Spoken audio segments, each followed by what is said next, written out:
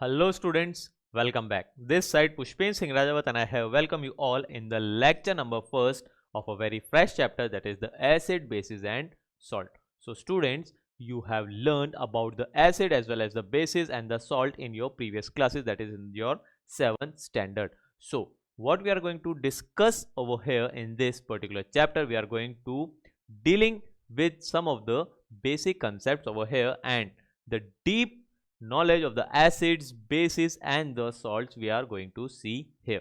So here the contents that are used for the today's lecture, that includes, that is the introduction and the very important, that is the Arrhenius concept of the acid as well as the bases. Apart from that, we are going to see the classification of acids.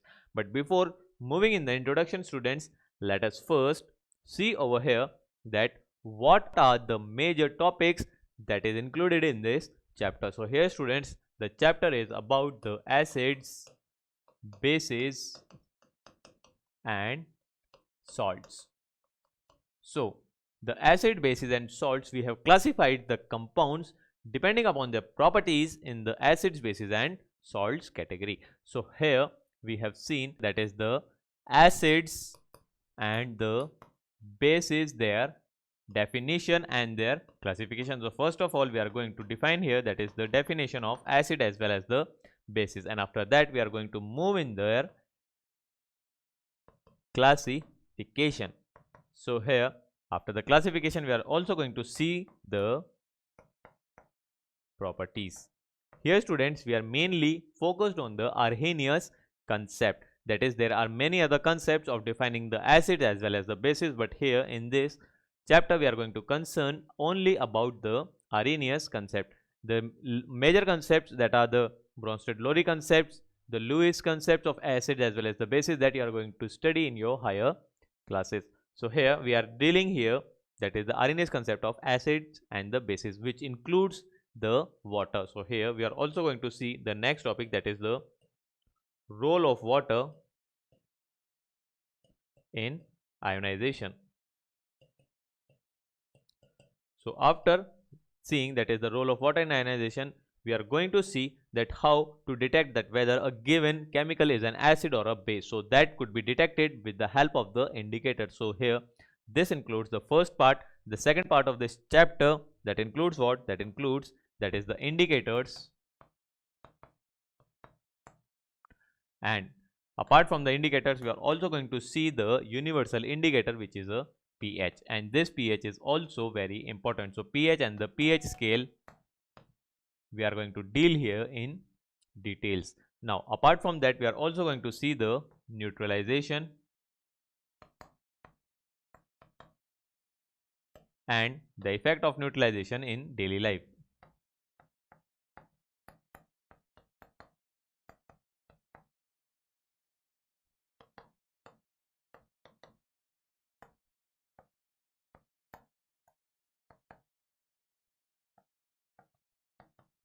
Now students, this was the first part, this was the second part, and we are going to move in the third part, that is about the salt. So the salts are formed when the acid is reacting with the bases, or we can say when the bases react with the acids. So when the acid and base react, salt is produced. So here we are going to see the third part over here, and in that third part, what we are dealing with? We are dealing with, that is the salts and types of salts,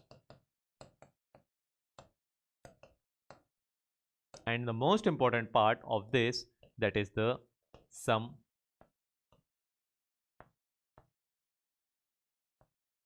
commonly used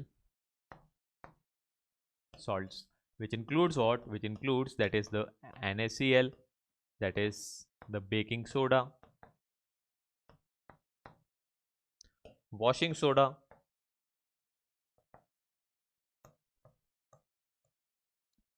bleaching powder,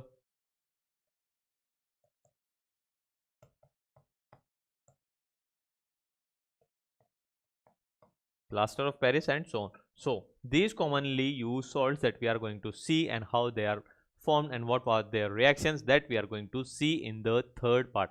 So students, I hope that you get this chapter, that is it includes what? It includes three major sections, that is the section, this includes what? That is the acids as well as the bases, their classification as well as some of their examples and their properties. Now after that we are also going to see here that is the role of ionization of water, and that this is the part 2, which includes what? Which includes the indicators, the pH and the pH scale, and the neutralization and its effect in the daily life. And the last part that you have just read about, which is about the salts and their types and the commonly used salts, because maximum questions is been asked from the salts in your CBSE level. Most of the question is been asked from the salts section. So here students, let us move back and see that is the introductory part of the acid as well as the bases. So students, you all know about the acids. You have studied about the acid in your previous classes, that acids are what? Those substances that are sour in taste, and the bases are those substances that are bitter in taste. So that was what? That was the ancient way of detecting that whether a given substance is an acid or a base. Now we have what? We cannot test all the substances. For that we use the test. So remember students, in the chemistry we do not taste, we test the chemicals, and depending upon the test we give them names that the substance is either a acidic or a basic or a neutral in nature. So here students, talking about this, that is if you have seen this, that is the curd, you have tasted the curds, vinegar, tamarind and the lemon juice, they all have what? They all have the sour taste. You have also tasted the green mango. So the green mangoes, tomatoes, caravenda, that which is known as the coriander, and the unripened grapes, that is the green grapes which are unripened. So the grapes are also green, but we are here talking about the unripened grapes. So here they also taste what? They also taste sour. So the many fruits, especially the citrus fruits which contains the vitamin C, and some vegetables, they have the sour taste because of the presence of a chemical, or we can say the substance that is named as a or classified as the acid. So here this is due to what? This is due to the substance that are classified or named as the acid. So which is formed naturally in them, that is in the fruits and the vegetables. We can also prepare the acids in the laboratory. So here we are talking about the natural acids. So these are some of the substances in which we can taste and get that whether the given substance is an acid or a basic in nature. So that was the ancient way of defining them. Now talking about the bases, you might have tasted, that is the soap, that if some of the soap that goes in your mouth, you have tasted that it is bitter in taste. So do not taste them at your home. We uses what? We uses the indicator for testing that whether given substance is an acidic or a base. So here you have seen that the washing soda, lime and the materials like the soap whose solutions have a soapy touch. So this is the important part, and a bitter taste. So if the substance is having a soapy touch and a bitter taste, so we have classified that substance, that is the basis, or the here another name of basis is given, which is the alkalis. So we are going to deal with that what are these alkalis. Now students, when is salt formed? So when an acid and a base react together, they are forming what? They are forming the water as well as a neutral substance, that is the salt. Here the salt could be many different types, that is acidic salt, basic salt, neutral salt. So we are going to deal with that in the section C. So here student, this was about the acid as well as the basis. So let us start with the acid part, in which we are going to see that is the Arrhenius concept of the acid as well as the basis. So here Swedish scientist, that is Svante Arrhenius, in 1884 he proposed the concept of the acid as well as the basis depending upon the theory of ionization, and here the ionization is done in the water. So according to him, that is the acids are the hydrogen containing compounds which gives H plus ions. Remember students, here H plus is written. So here the acids are those substances which contains hydrogen and which gives the H plus ions in the water. That is, when the acid is put in the water, it gives what? It gives the H plus ions, or we can say that the concentration of H plus ions in water increases. So we can say that the substance that we have added in the water is or was the acid. So here this is what? This is the H plus ion, and you can know that this H plus ions could also be named as the proton, so which dissociates in the water. and bases are what? Bases are the hydroxides compound, that is they contains what? That is hydroxide, that is OH minus. So which gives OH minus ions, or the hydroxyl ions, or the hydroxides ions when they are put in the water. That is, acids dissociates to give H plus ions and the bases dissociates to give OH minus ions. Acids on putting in water increases the concentration of H plus ions, that is the hydrogen ions, and the bases when put in the water, they increases the concentration of hydroxyl or the hydroxide ions. So here students, let us see here, that is, if the substance that is which is present in this yellow part, if this is put in water, it is doing what? It is simply increasing the concentration of H plus. So here the concentration of H plus is increased in water. So I can simply term this substance as the acid. You can also see here, if another substance is put in water, and if we see here and if we test that the hydroxide concentration increases, then we can say that the substance that we have added in the water is simply what? That is basic in nature. So here students, let us see some of the examples. So here some of the examples of the acids are given, that is the HCl, HNO3 and H2SO4 and many more other. So here let us see what is an HCl. So when HCl is put in water, so when we put HCl in water, it dissociates to form H plus and Cl minus. So when it dissociates to form H plus and Cl minus ions, and near to the H plus we have the water molecules, and near to the Cl minus we have the water molecule. So here we can say that this substance is producing what? This substance on putting in water, it is producing the H plus ions, or the, we can name them as the hydronium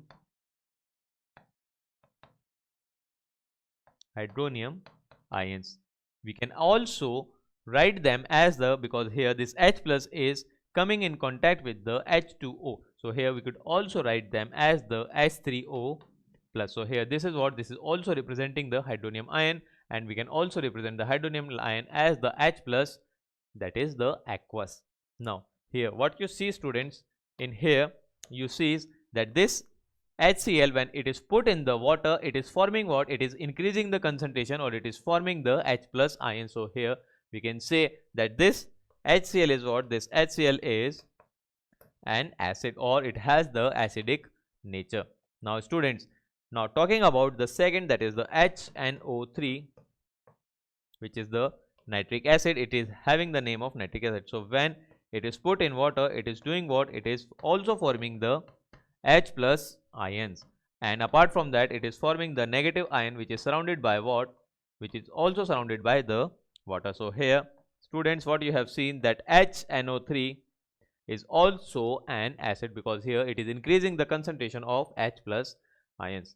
So just in case student, if you don't get this, let us move over here where we can see the molecular diagram of these.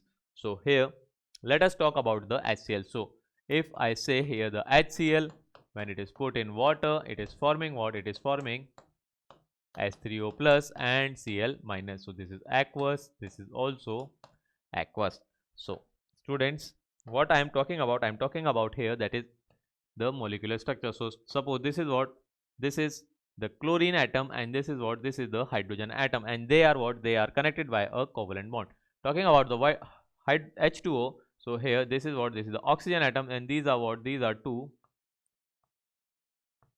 hydrogen atoms over here. So here students, I hope you are getting this, because here this is the way so that you can understand that how the chlorine ion is forming and how the H3O plus is forming. So here students, you can see that since is what? Since this is hydrogen, so here I am representing the hydrogen with this blue sphere, and here this is what? This is also the hydrogen, which is connected with what? Which is connected with the chlorine atom in the HCl. So now for oxygen students, you can paint the oxygen with this color so that you won't get confused that which one is chlorine, which one is oxygen, and which one is hydrogen. So here students, I have made what? I have made these, that this is what? This is the molecular structure for the H2O. So this is the H2O that you see over here, and this is the HCl that you see over here. So what happens actually students, when this reacts with this, or we can say when the HCl is put in the water. So suppose this is what, this is a beaker of HCl, and this is what, this is a beaker of H2O, this containing H2O and this containing HCl. So what happens when we put the HCl in the water? So here the concentration of H plus ions increases. So how that increases? So for that, students, let us see, that is the oxygen. So here, making this oxygen over here, so this was what, this is the oxygen. And talking about the dissociation of chlorine, so here you can see when water comes here, the dissociation of hydrogen and the chlorine takes place, that is the H plus moves away from the chlorine, and we can say that the water is used as a dissociating agent which dissociates the H plus and the Cl minus ions. So here the hydrogen in the form of H plus get dissociated from the chlorine, and the electron of these, which is shared among the hydrogen and the chlorine, is taken away by the chlorine. That's why the chlorine acquire here the negative charge, and the hydrogen is left with the positive charge, because it is deficient of what? It is deficient of the electron. Now students, let us see over here, that is the hydrogen. So we can see it contains what? It contains 3 hydrogen over here. So I am making them, so this is what, this is the H2O that you have seen over here. So this is the H2O, and here one hydrogen is also present. So here I am connecting that one hydrogen. So it is forming what? It is forming the H3O plus. So it is containing what? It is containing the plus sign over it. So now making here the chloride minus ions. So here this is the chloride minus ions. So students, take a look here, that is the chloride ion is simply separated out from the HCl. So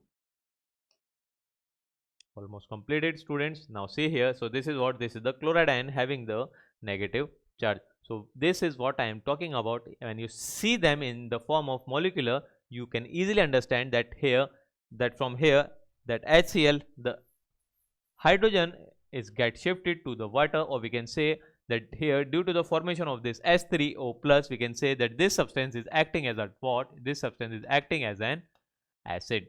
Now here the water is what? Water is a neutral, and here it is also surrounded by the water molecules, that is around this water molecules are present. So here I am making these as the water molecules, and around this also water molecules are present, because here the dissociation of HCl is taking place. So now students, in case if you don't understand by this, so you can also check in this form. So here if I am writing it like this, that is the HCl when it is added to water. So here you know that this is what, this is the bond form or the bond structure, or like this. So this is what, HCl. So they are forming what? They are forming H3O plus and the Cl minus aqueous. So here students, you can see, since the electronegativity of chlorine is higher, so here the bond is taken away by the chlorine. So here it is forming Cl minus and the H plus, and here in between what is present? In between them the water molecules are present. So these are what? These are the water molecules that are surrounding this chloride ion and the H plus ion. So now students, what happens here?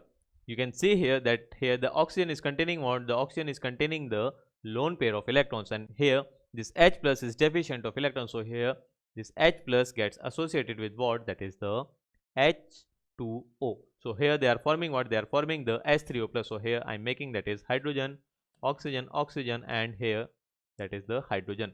So here since it is giving its electron to the hydrogen, so it is acquiring the positive charge, and here the chloride ion is present, so around which the water molecules are surrounding. So here students, you can get from this, that is the H3O is forming when the acid is put in the water. So now students, let us move back here and see this part. So I hope students that it is clear that how the HCl is considered as an acid, how HNO3 is considered as an acid. So same goes with the H2SO4. So now students, let us move in the example of the bases. So here students, what we are getting here, some of the examples, that is NaOH, KOH, NH4OH. These are what? These are the bases, and how we have defined them in the basis. So for that, student, let us see over here that what happens when NaOH is being put in the water.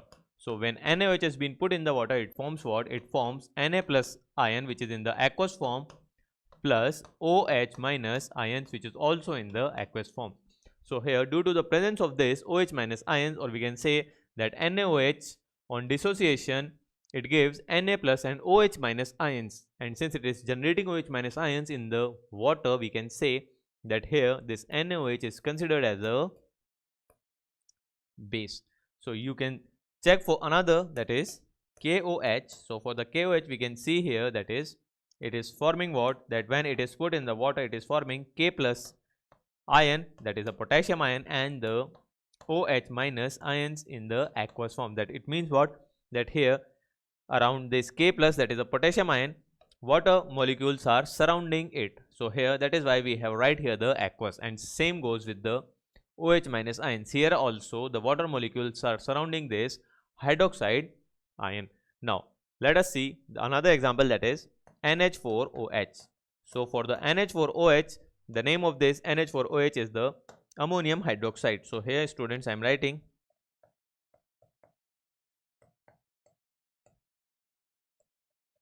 ammonium hydroxide. So when ammonium hydroxide is put in the water, it is forming what? It is forming NH4 plus ion in the aqueous form, and along with the OH minus ions, that is termed as the hydroxide ions.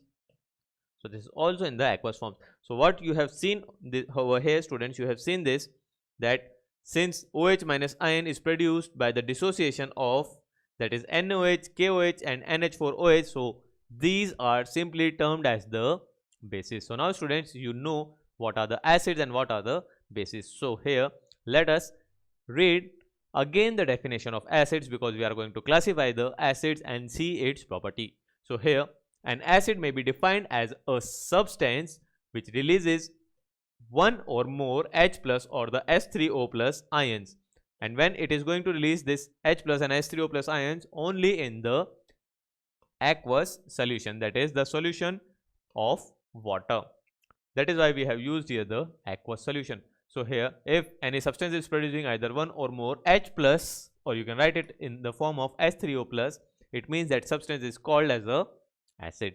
So here, acids are mostly obtained from the natural sources. So let us see the classification of the acids. So the acids are classified here in these types. So this is about the classification of acids, and we are going to see each classification in details. These are the important part of this chapter. So the first classification is about the classification of acids on the basis of their source. So that is from where we obtain these acids for the utilization. The second classification is the classification of acids on the basis of their basicity. So what is the meaning of this basicity? We are going to see when we are going to classify on the basis of the basicity. But for you and for now, the basicity is what? Basicity is the number of H plus ions given by one molecule of a water, because the acid neutralizes base. That is why we have used here what? That is the term basicity. Now, third classification is the classification of acids on the basis of the strength. So here, what is the meaning of the strength? That whether the acid is strong or a weak acid. So that depends upon the number of H plus ions produced. So here, that is the classification on the basis of their strength. The next classification of an acid is on the basis of their concentration. So here, what is the meaning of the concentration? Here, the meaning of concentration is mean that amount of acid present in a given amount of a solution. So here, the concentration is mainly dependent upon the water. That is, if high water is present or more water is present, we can term as the dilute solution, and if very little amount of water is present and more amount of acid is present, we are going to term that as the concentrated solution. So students, let us start the classification on the basis of their source. So here you can see that is the classification of acids on the basis of their source. So here, on the basis of their source, the acids are classified into mainly two categories, that are the organic acids, and the another category is of the inorganic acid. So here you can see here, this is inorganic acid. It means what? That they are different from these. The another name that is given to these inorganic acid is what? That is the mineral acids. So let us see what is the organic acids are. So here you can see the acids which are usually obtained from the living organisms are known as the organic acids. That is, for the utilization we take the acids from the living organism. It could be either plants, animals, or the bacteria. So here you can see the oxalic acid having the formula of COOH whole twice, the acetic acid having the formula of CS3COOH, etc. They are very common examples of the organic acids. The acetic acids are obtained from the bacteria and the oxalic acids are obtained from the tomatoes. So here these are the acids that are obtained from the living organisms. Now talking about the inorganic acids, so the acids which are not obtained from the living organisms or the acids which are obtained other than the organic acids, they are simply called as the inorganic acids. So here the acids which are usually obtained from the minerals are known as what? That is the inorganic acids. And since these acids are obtained from the minerals, they are also termed as the mineral acids. Now the next point is what? That is the common examples of the inorganic acids. So here you can see some of the examples are given. That is the hydrochloric acid, which have the formula of HCl, sulfuric acid having the formula of H2SO4, nitric acid having the formula of HNO3. So these are some of the common examples of acid that you need to remember. Now students, you can see over here that in these carbon is present, while in these carbon is not present. So we are going to classify the organic and the inorganic also on the basis of the carbon. So let us now move into the next slide. So here we can see some organic acids with their natural sources. So here the first is given, that is the acetic acid. So from where the acetic acid is obtained? It is obtained from the microorganisms, as I have just told you, that is, it is obtained from the bacteria. Talking about the second, that is the citric acid, which is present in the citrus plants or the citrus fruits. It is obtained from what? That is the citrus fruits like oranges and the lemons. The citrus part, or due to the vitamin C, you are obtaining the sour taste in the citrus fruit. It is due to the presence of the citric acid. Now talking about the butyric acid, it is present in the rancid butter. The next, that is the formic acid, it is present in the sting of the bees and the red ants. When the red ant bites us, we feel a sensation, a burning sensation, that is due to the formic acid. Now here moving to the next, that is the lactic acid. This is also important. So the lactic acid is present in the sour milk, that is the milk which has developed a sour taste. So it is due to the presence of the lactic acid. Now talking about the malic acid, it is present in the green apples. Red apples are sweet, and talking about the green apples, they have a sour taste. It is due to the presence of the malic acid in them. So here these are present in what? These are present in the green apples. Now talking about the next, here the oleic acid. The oleic acid is present in the olive oil. The stearic acid, it is present in the fats. Remember students, this table is also important because some objective type questions is been asked that which kind of acid is obtained from which sources. So here remember this table also. Now talking about the amino acid, the amino acids are present in the proteins. Uric acid, it is present in the urine. Tartaric acid, it is present in the tamarind, and the oxalic acid, it is present in the tomatoes and also in the spinach. So students, remember these tables. You don't need to remember any of these formulas except for the acetic acid and the formic acid that I'm going to tell you in the upcoming slides. So their sources are also important. So now students, let us move into the next slide. So here you can see a note that all organic acids contain what? That is the carbon as one of their constituting element. So this is the very important, that is if the organic acid is there, it is containing what? It should be containing at least one carbon atom. So these are the weak acids, and therefore they do not ionize completely in their aqueous solution. So when we are going to study about the dilution and the weak acid and the strong acids, that is on the basis of their strength, we are going to see that the strong acids are those that ionizes completely in the solution, while the weak acids are those that do not ionizes completely in the aqueous solution. So here, since the organic acids are what? They are simply the weak acids, so they do not ionizes completely in the aqueous solution. So since these acids do not ionizes completely in the aqueous solution, therefore their solution contains both the ions as well as the molecules. So here, for understanding this students, you can take an example, that is the formic acid in the aqueous solution contains what? That is the H3O plus ion, HCOO minus ions, as well as the undissociated HCOOH molecule. So to understand this, students, let us move over here. So here an example is taken for the formic acid. So when the formic acid so suppose the formic acid is present in this beaker, and we have what? We have the water in this beaker number 2. So this is beaker 2 and this is beaker 1, and when we pour the substance that is present in the beaker 1 in the beaker 2, or the beaker 2 in the beaker 1, that is also important, students. I am going to tell you that whether to put acid in the water or to put water in the acid. So here we are simply mixing 1 and 2, the substances that are present in the beaker 1 and 2. So here, after obtaining this, students, what we get here, that is, this is the final solution. So I am writing here, this is the final solution that we obtain after mixing the substance that is present in the beaker 1 and the beaker number 2. So here in the final solution, what should be present, what that we are going to see over here. So here in the beaker number 1 we have the formic acid, while in the beaker number 2 we are having the water. So when we are adding the formic acid in the water or the water in the formic acid, so we are simply making the solution of the formic acid. So since it is an acid, it is going to dissociate in the H plus and the formate ion. So here the H plus ions combined with the H2O forming the hydronium ion, and here the remain part, that is HCOO minus, that is termed as the formate ion, here it is also formed in the aqueous form. So here it is surrounded by the water molecules.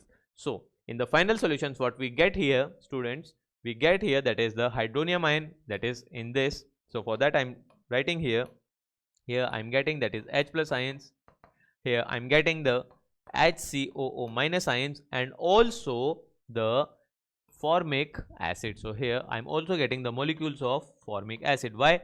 Because here the formic acid is a weak acid, it do not ionizes completely in water. So that was the statement that was given in the previous slide, that is, in the final solution we get the ions as well as the molecules, because they are the weak acids, and weak acids do not ionizes completely.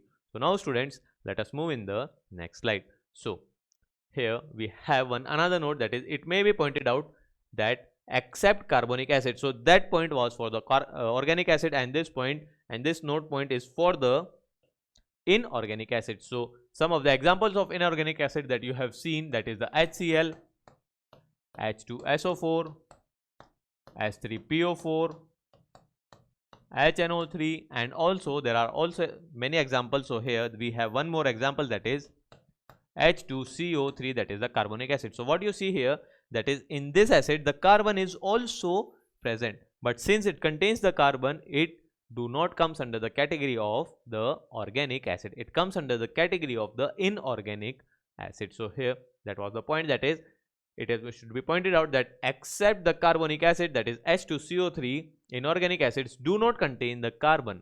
So here some of the examples are given, like HCl, H2SO4, HNO3, they are the strong acids which ionizes completely in water, that is in the aqueous solution, and therefore their aqueous solution or the final solution, they do not contain what? They do not contain these molecules. So here if I put the HCl in water, so what will be the final solution that I get? That is the H plus in the form of H3O. So here this is the name for the hydronium ion, and the Cl minus ion in the aqueous form. So I will not be getting this HCl in the final solution, because all the HCl molecules are simply dissociated to give the H plus and the Cl minus ions. So I hope, students, you get this point, that is, the strong acids, they ionizes completely in the solution, while the weak acids, they do not ionizes completely in the aqueous solution. So now, students, let us move in the next slide. So here we get into the second classification, that is on the basis of their basicity. So how the acids are classified on the basis of their basicity, and the question arises that what is the meaning of the basicity. So here, students, you can see the basicity is used for an acid. The basicity is not used for the basis. The basicity term is used for the acids, and similarly for the basis we are going to use the acidity. So here the basicity of an acid is defined as the number of hydronium ions produced by the complete ionization of one molecule of that acid in the aqueous solution. If we talk about the weak acids, what we need to see? We need to see that how many H plus ions that one molecule of the weak acid is producing when it should be completely ionizing. So here we talk about on the basis of the complete ionization. So whenever the complete ionization takes place, we have to count the number of H plus ions or the hydronium ions that are produced by the one molecule of an acid. So here students, that is the basicity of an acid is defined as the number of hydronium ions that can be produced by the complete ionization of one molecule of that acid. So there is another definition of the basicity that I am going to teach you in the upcoming lecture, but for that students I am going to give you a hint, that is the acids combined with the bases. So we can also write it in the form of, that is the definition of the basicity, that is the number of molecules of bases that can be neutralized by one molecule of an acid is also termed as the basicity. So that definition we are going to teach you when we understood what is the meaning of the neutralization. So here students, we see some of the examples of the basicity. So here these are the acids that is given to you. So here when these are put in the water, so here I am putting each acid in the water and see how do these acids dissociate in the water. So here the HCl dissociates to give, that is H plus and Cl minus. So here these are all in the aqueous form. So H2SO4 it dissociates into H plus, that is 2H plus in the aqueous form, and the SO4 2 minus in the aqueous form. Now talking about for the phosphoric acid, it dissociates also in the form of H plus. So here 3H plus will be forming after the complete ionization. So here it is also forming what, that is the phosphate, that is PO4 3 minus ion. Now talking about this, that is the acetic acid, it dissociates to give, that is the H plus and CH3 COO minus, which is the acetate ion. So here students, what is the conclusion that you get from here? So the conclusion that we get from here, that is it is not necessary that the how many number of hydrogen atoms are present in the acid that should be equal to the basicity. In the HCl, one hydrogen is present, so its basicity is what, that is it is producing only one H plus ion, so its basicity is 1. So here in the second, you can see that if we talk about in the second form, so here in the second, that is H2SO4, here it contains 2 hydrogen atoms, so its basicity could be what, its basicity could be 2. You have seen over here by seeing the number of H plus ion. So similarly, if we move for the H3PO4, it contains 3 hydrogen atoms, so that is in the one molecule. So here it is forming what, that is 3 H plus ion. So here its basicity is what, that is 3. So it should not be getting confused that the number of hydrogen atoms that are present in a molecule that should be equal to the basicity. It is not the case. Here for that we have taken another example, that is the acetic acid. Here you can see that is CH3COOH. In one molecule of acetic acid we have the 4 hydrogen atoms. So when we put this acetic acid in water, it dissociates to give only one H plus ion. So the basicity of this acetic acid is 1. So I hope students that from these examples it is now clear to you that the number of hydrogen atoms that are present in the molecule of an acid should not account for the basicity. The basicity is simply means what? The basicity means that the number of H plus ions produced by one molecule of an acid on the complete ionization. So I hope students you get the idea of the basicity. Basicity is most important student in the classification because some questions been asked in the form of the basicity. So here students, let us now move into the next slide. So here let us see, that is the classification of basicity. The acids can be classified as the, that is the monobasic acid, the dibasic acid, the tribasic acid and the tetrabasic acid. So here students, from the name it is clear to you that the monobasic acid would be those that are producing one H plus ion by the complete ionization of one molecule of an acid. So similarly goes with the all these different types of the acids or the categories of the basicity. So now let us see each one of them in detail. So here students, let us see that is the monobasic acid. So here its definition is what? That is when one molecule, so this is important, so when one molecule of an acid on complete ionization, this is the second word that is also important. So when one molecule of an acid on complete ionization produces one H plus ion or the one hydronium ion. So here it should be producing what? That is the one H plus or the hydronium ion. So here that acid is said to be the monobasic acid. So here some examples are given, that is the HCl, that is the hydrochloric acid, HBr, that is the hydrobromic acid, HI, that is the hydroiodic acid, nitric acid, that is HNO3, acetic acid, and the formic acid. So here students, just for an example, if I take that is the HBr and when I put it in the water, I'll be getting what? That is the H plus in the aqueous form and the Br minus. So here on writing this, that is the Br minus aqueous. So here you can see that only one H plus is being produced in the aqueous form, which can be termed as the hydronium ion, or we can by the complete ionization of the HBr, that is the one molecule of HBr. So here this is important that you can easily remember, for this and easily remember for this. But remember students that here 4 hydrogen atoms are present, but its basicity is 1.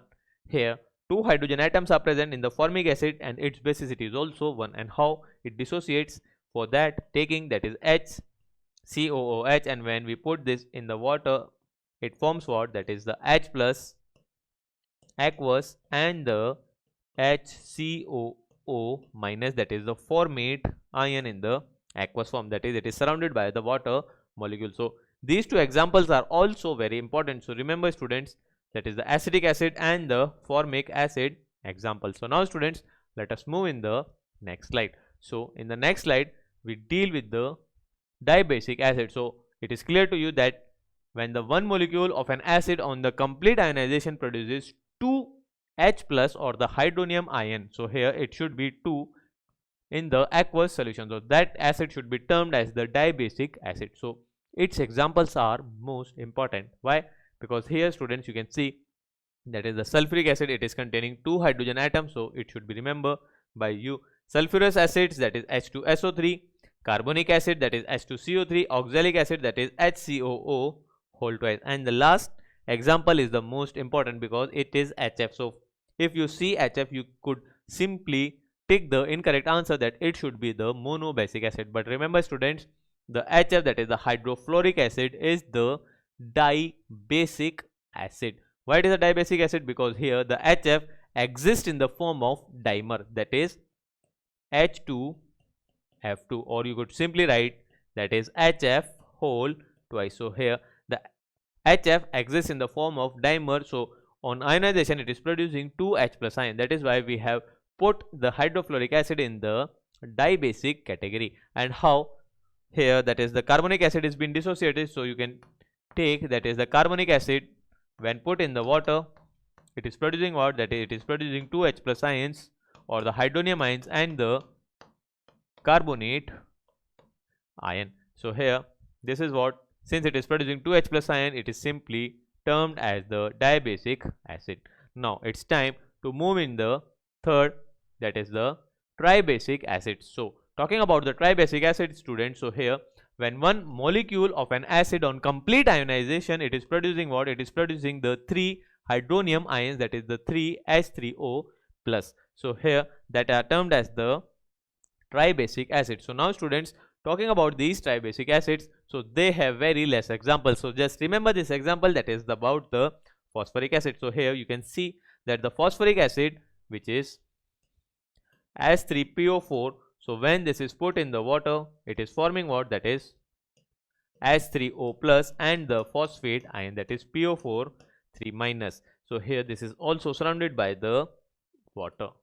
Now students, remember that it is a weak acid. It do not ionizes like this. It ionizes in the 3 steps. That is, it first ionizes to give 1 H plus ion, and then it ionizes to give 2 H plus ion, and finally it ionizes to give 3 H plus ions in the excess of water. So here students, that is what we need to see. We need to see that is the ionization on the complete basis. That is, after the complete ionization, we have to talk about the basicity. So now students, let us move in the last category of basicity, that is the tetrabasic. So here its definition is that when the one molecule of an acid on complete ionization, it produces 4 hydronium ion, that is the H3O plus or the 4 H plus ions in the aqueous solution. So here it is having the example, that is the silicic acid, that is H4SiO4.